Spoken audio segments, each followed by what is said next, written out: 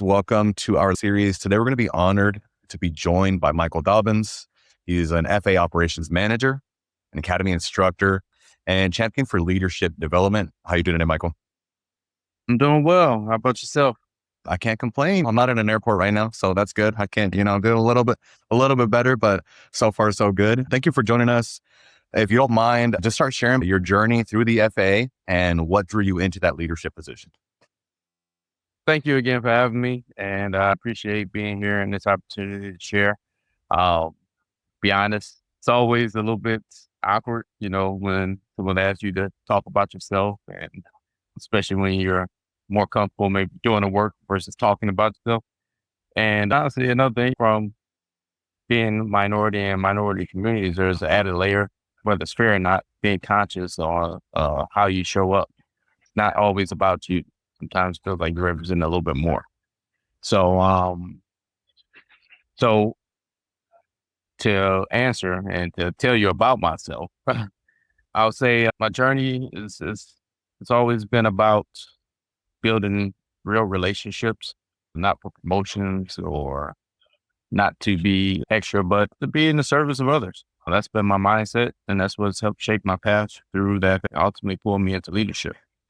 So I think back where it all began, I guess, so to speak. I'm from Detroit, Michigan. Shout out to anyone from the D. I didn't grow up around aviation. There's no pilots in my family, no aviation background. Honestly, when I started in FAA, I think I'd only been on a plane once. I was attending Wayne State University, studying business management. I was trying to figure stuff out. I would say this is right around 2008, heart of the Great Recession. Air traffic control actually came to me, or the idea of air traffic control came to me from a school advisor, a trusted advisor. I'm not sure at the time what she saw in me, but I'm grateful she saw something enough to recommend the job to me. I started in Traverse City, Michigan as the air traffic controller. And earlier on, I would say my focus was simple, learning the job and trying to do it well. And another thing I would say is that when I started, no one looked like me. That was a hard thing. I feel like a lot of minorities can relate, especially you're going from being more like being one of many to suddenly being the only one. And I'm not a huge fan of being the center of attention or standing out. And so when I got there, I wasn't really trying to, although I did, because I was the only African American at the facility and minority. I just wanted to be solid and dependable. I want people to count on. After I certified, confidence grew. I also realized that I wanted to be close to the family.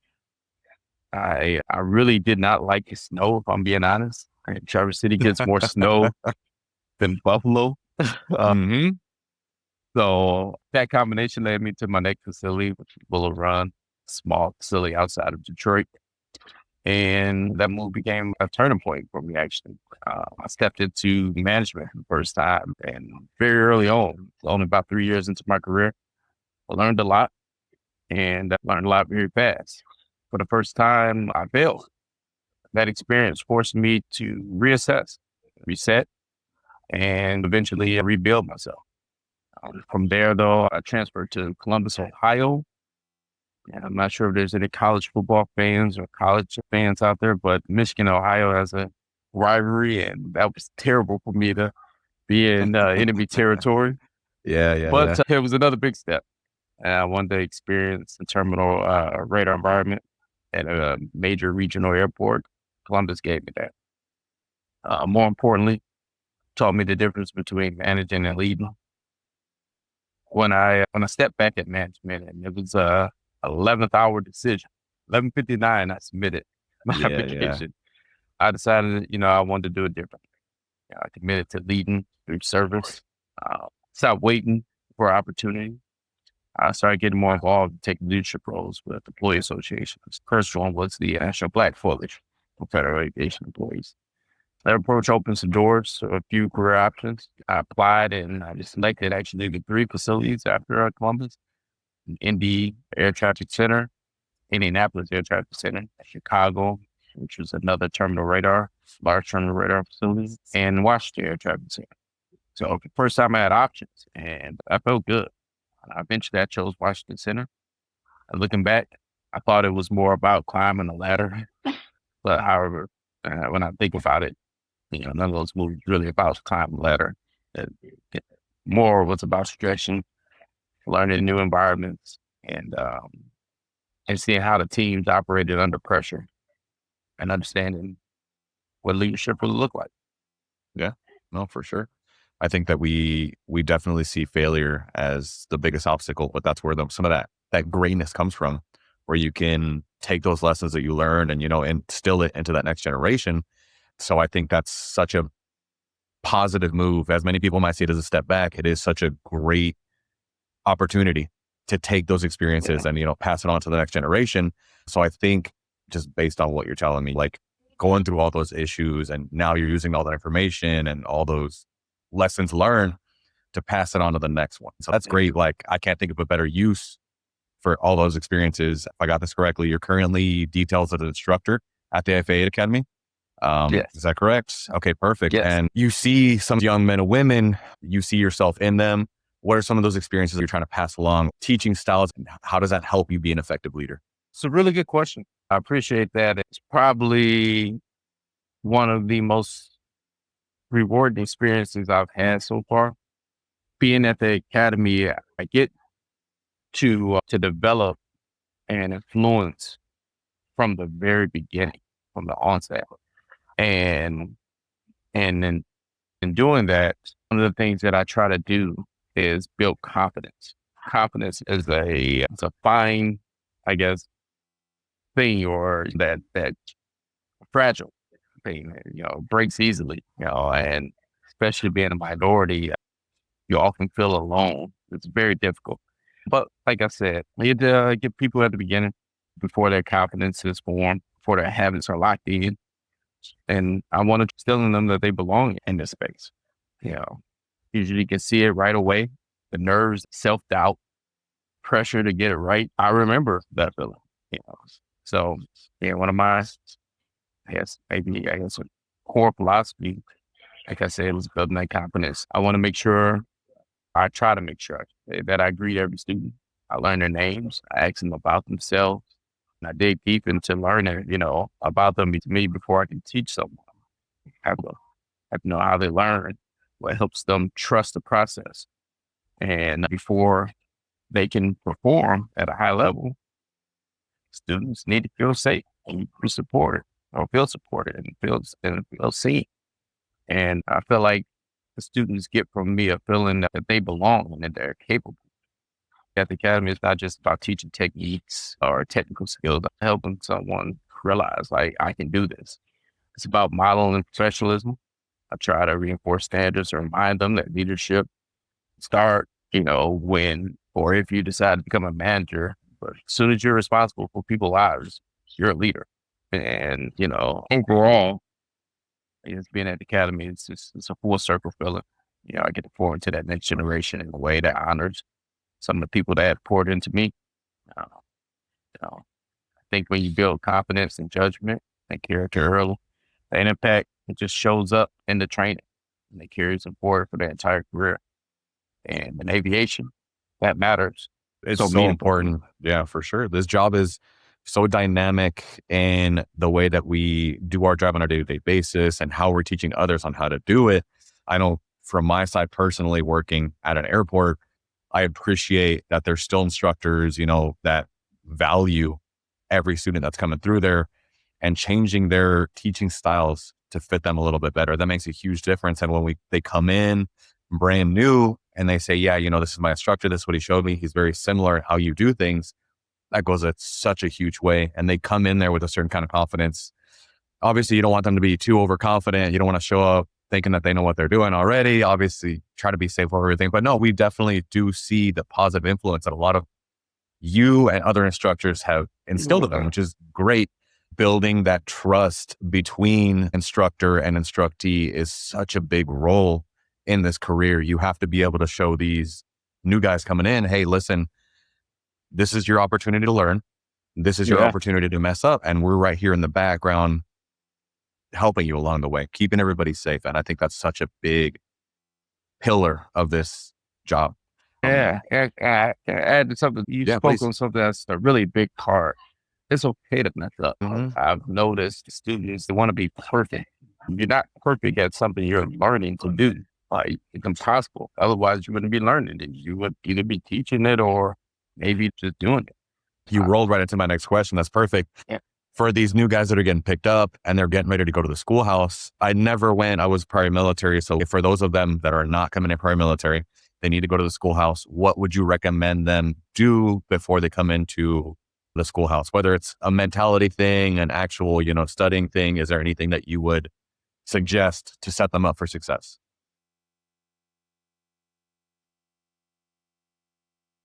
A lot of emphasis gets put on the academics. There's a lot of different chats and, Reddit has boards and stuff, guides online of how to seed at the aircraft academy, things you can reference. There's no reference guide for confidence on the air traffic side, confidence when you don't have it, or comfort. If I could give anyone advice coming into the academy is be honest with yourself. Be honest where your strengths are. Be honest where your weaknesses are. And don't be afraid, like I mentioned in my last answer response, don't be afraid to mess up. You're going to screw up. Key is learning from it. I think a lot of students get tunnel vision and they focus on every single task that's in front of them, whether in the terminal, a tower portion, or the terminal radar portion, or the en route portion. And that's fine, that's true. You are supposed to focus on the task, but they miss that this isn't real. This is designed for conflict. All the scenarios are designed to show and see how you handle conflict. And students don't take a moment to sit back and say, okay, where are the patterns at? How can I be ahead of the game? Where are the patterns at and what's going on? It's generally the same aircraft, same entry points, same hot spots where they conflict and stuff like that. And be amazed at students making the same mistake over and over again because they're focused on something else. They got their mind diverted. I know the students here, I'll tell them, realize every time coordination happens when you're, no matter where you're at, the tower or any other portion, anytime coordination happens, or anytime you have to do coordination, you're pulling your attention away from the traffic that you're supposed to be separating or keeping separated. And that's by design. So I would say before you go to coordinate or answer a line, scan, look at what's in front of you, try to figure out what you're missing first. So, it helps students here, the students that are coming, it's more so just that mindset of, okay, I'm gonna mess up, I'm gonna make mistakes, but I need to develop habits. I need to ask questions. Students don't generally fail just because of lack of knowledge, or don't come in unprepared because of a lack of knowledge necessarily. They fail because they don't ask enough questions. They wait till after they failed the first test, or the first eval, and then, or not even the first, probably the second or close to the end. And then they want to ask questions. And then they panic and want help. And by then it's often too late, and it's unfortunate. I always encourage, ask questions and develop a relationship, with an appropriate relationship with your instructors, in a sense of, if you see them in the hallway, ask a question. Hey, can you help me figure this out? There's nothing wrong with that. I think, it's very universal across the board. Almost every instructor, whether they've been at the facility for 3 years rated or 10 years rated, they love to tell you, this is where you could have done something different. This is where you could have done this.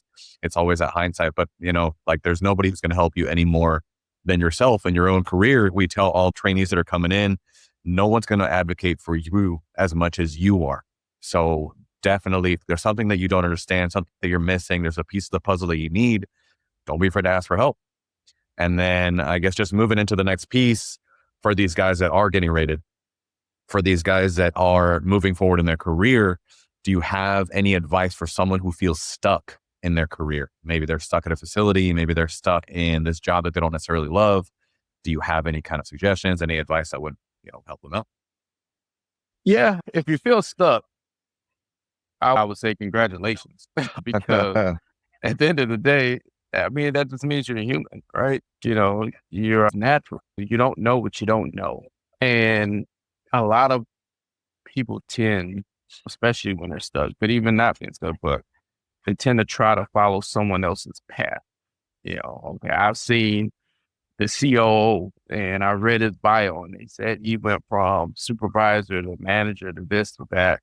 My air traffic manager, I've seen their path or I talked to them. They told me that they were involved in this program or that program and they try to duplicate or reinvent the wheel, and someone else's path and someone else's journey isn't your journey. It doesn't, and it's not going to help you get unstuck in your journey. It's a good guide. It's a good, reference point. I would say, okay, do what someone else did because you're not them. Make your own path. I would tell people who are stuck also, stop asking for permission. A lot. You want to ask for permission to go to a training. You want to ask for permission to develop. And I don't mean that to say ignore your manager. Some people take that and say, don't ignore your manager or go over someone's head. But when you have issues or there are issues and there's problems, don't bring a problem to your manager. Bring the solution to the problem to your manager. When I led my district SUPCOM, I was the district SUPCOM chair in Washington Center and a SUPCOM chair in Columbus. And SUPCOM, what people don't know, is like a supervisory committee, or formerly a supervisory committee in the FAA. Formed supervisors across agency or air traffic supervisors. And one of the things that I learned in that environment is that a lot of times people will bring the issues and their complaints to their managers in hopes that they solve. And, that works sometimes. But if you want to be a leader, and like I said earlier, you're a leader technically day one that you're starting, that you're having people lives in your leaders don't just ask for permission and ask someone else to solve the problems. Here's the plan, the problem in my mind. Okay, I want career development. I'm not going to ask my manager, can you solve this for me? Can you give me the solution? I'm going to say, hey, I want career development. So I want to attend this class. And the way I want to attend this class is that, I'll use my annual leave. I swap shifts with someone to make it happen. Or I feel that I completed an IDP, which is the individual development plan. And in my individual development plan, I cited this as a way to help me grow. And your manager is able to see that roadmap. I don't live in a world where you get everything you want, even if multiple well laid out plans, but it's a better start than sitting back. I want to do this, but I'm stuck and I don't know what to do. Can you do it for me? Essentially. It never works that way. It's such a big lesson that I think a lot of these new people coming in, that proactivity goes such a long way. If I see you busting your back, going after what you're trying to get, it makes such a big impact on me to help you just as much. Hey, you want to go do this? You want to go do this? You want to be this representative? I see the hard work that you're putting in. I see the effort. I'm going to meet you 100%. So that is such a big piece of your career. So you have kids, is that correct? I have 3 kids, 11-year-old boy, a 5-year-old boy, and a 3-year-old girl. All of them this year, they'll be a year older. Coming up real soon. Yeah, it comes back quicker than you think. I've got a 17-year-old that's going into college in May, and then I've got a 13-year-old that's starting high school this year. So I'm right there with you, like different parts of life, but definitely just as busy. So where you are in your career, as established as you are now and the experiences that you've had, have you figured out a good balance between work and family? Is there a magic ratio? What's worked for you so far? No. Short answer. No, that's perfect. Yeah, like that's what people need to hear. There is no perfect answer. Everyone wants balance and it's important, but quite honestly, it's elusive. It's very difficult and I don't get it right every night. I don't have ideal balance and that's difficult. Right now, I'm on a detail in Oklahoma City, and that's a good 5-hour flight from them and 11-hour drive, or 30, more than an hour, like 19-hour drive. But, and there are times I'm at my apartment in Oklahoma City and the silence gets to me because, I'm used to, especially kids my age, making all kind of noises, fighting each other, or even just coming to me and asking me for something. But what I try to do is, again, that being honest, I'm aware I'm gonna miss some soccer games. I'm gonna miss some school events. I'm gonna miss special moments. And it's not to say that it's okay necessarily, but at the same time, it is okay. I work really hard to make sure my kids have what they need, and in what they need is an example, and it's not a example of a perfect father. It's an example of someone who, makes mistakes, and someone who learns from that mistakes, someone who doesn't give up, someone who doesn't just stop because things aren't working out the right way, and when I have time with my kids, I'm fully present with them. And that requires putting my phone away. It requires closing that FAA laptop. I remember being the regional president. I became the regional president while I worked at Washington Center. I was the Trainees regional president over Michigan, Ohio, Illinois, and Indianapolis, and Minnesota, Wisconsin, all while I was technically living and working in Virginia, Northern Virginia. And that requires so much time, and so much time outside of work, because time I was also a supervisor, and supervisor, a frontline manager at an air traffic control facility. I mean, you're committing maybe 10 hours a day, and you're in the tower or in the radar room all the time. I spent a lot of time outside of work trying to meet the needs of my region, the organization. And there came a point where I had to be honest with my leadership team, my regional VP, regional treasurer, and so on. I told them I'm going to take about 2 weeks, maybe 3. I think actually it's 3. And, I reassured them nothing was wrong, but I needed to take that time for myself. I need to take that time for family. And take care of my kids. They needed more from me. At least I felt that way. I think a lot of people need to, it's okay sometimes when that balance to be off, but you can always correct. You can always, okay, hey, yeah, I might have missed the moment yesterday, but today I'll be present. Today I'll make a difference, and I'll be that difference. And one last thing I'll add, we need to give our kids a little more credit. They're very resilient. They understand. My 3-year-old, she will say sometimes, like, "Oh, okay, Daddy, you got a phone call. You got to do this for work. But after work, we're gonna watch a Blue's Clues, not Bluey. Blue's Clues, Watch a but Bluey. Bluey. Yeah, there it is. Bluey. Yeah. She gonna watch Bluey. And I'm like, 3 years old and she's playing but that's just her awareness. They're aware. I don't feel shameful, that sometimes I do have to choose work as opposed to my kids, but I try to balance it out the best I can. No, and that's all we can do. Some days you might give 70% to work, 30% to your family, but the next time you're going to double down on the family. We do what we can. It's inspirational to hear that, just being present and, showing our kids that, hey, I'm making time for you. So don't worry, Dad might not be here right now, but I'm on my way. Yeah. That's perfect. On a final message to the college kids, high school kids, the kids trying to figure their life out, want to get a career in aviation, any that you would give them? Go for it is the simplest advice.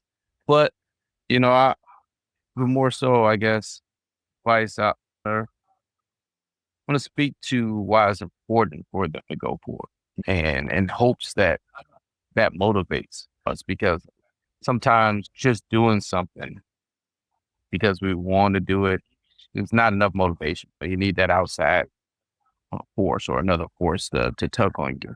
And like I had said earlier, a lot of times when we feel like we're speaking about ourselves and stuff like that, or we're introducing ourselves to the larger world, or we're representing maybe our culture, we're representing our nationality, we're representing our race. Representation, it matters, right? There aren't enough Black and brown voices will be represented across aviation. It's built on trust. So I think that from the trust from the public, it's stronger when it's workforce that reflects communities that it's either in or serves.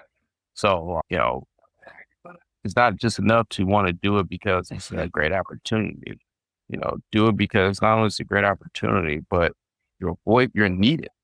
You're making a difference. You go through a door or you break a glass ceiling. It's important not just that you did it, but also it's important that you bring that next person up with you, and pull someone through that door or lift someone up through the ceiling. And I think that the power that is underrepresented in a lot of individuals who are thinking about whether it's a career in aviation or thinking about a career and other careers, they solely think about it in the terms of, well, I want to do this. It's important, but like I said, it's a broader issue, especially in aviation. Only because that's my field. We need more minorities. For anyone interested, I'll say go for it. It sounds crazy. I always joke, with friends, and whenever they present an issue or something like that to me, or I'll tell them, you only live twice. That sounds crazy and it's wrong. They always correct me up until maybe recently where they realize what I'm saying and say, no, that's not true. And I'm like, oh, well, that's not true. Then that means you should probably do it. Because if you only live once, you only got one opportunity, right? Yes, sir. I'll leave it with that. Again, don't follow my career path. Let it be a reference. Make your own. It's your decisions, your life, and you're in charge of that. And take charge. Yeah. So I ain't gonna keep getting a long drawn out. No, please. Thank you. Thank you for being on the show with us, being on the podcast. For the listeners, you being such a positive role model in the community, how can they reach you? How can they get a hold and maybe join the organization and get some more information? If anyone likes this chat, want to reach out to me, definitely go through the channels, the National Hispanic Coalition. I want people to be involved. Yeah. Go to the Hispanic Coalition website and learn what you can. Go to whether it's a Black Coalition website. There are many employee associations in the past, but honestly, you don't have to. It's not a one size fits all. You don't have to be Black. I can't speak any Spanish. I don't have a Hispanic bone in my body that I know of. But to me, it's important to be involved, whether you're Black or brown. We need each other. We have similar struggles, and I want to help out where I can. Yeah. So, we definitely appreciate you over here. Yeah. Thank you for being on the show, spreading that information, spreading your story, and inspiring the new generation of controllers to come through, whether it's, aviation or whatever they want to do, something professional. And, Michael, thank you for sharing your story. Thank you for your heart, for your leadership. Your example reminds us that aviation is about people first. To our listeners, if you enjoy this episode, don't forget to follow and subscribe for more inspiring stories. You can visit the NHCFAE to learn more about membership, mentorship, and opportunities to grow in aviation. Thank you for turning on to this episode of the National Hispanic Coalition Career Series Podcast. If today's conversation inspired you, share it with someone who's growing into leadership, into aviation. Stay connected with us, NHCFAE. We're seeking new members and continue to invest in yourself. The links and the resources will be provided at the bottom of the show. Thank you for tuning in with us. And again, thank you, Michael, for being on the show with us today. No problem. No, thank you again.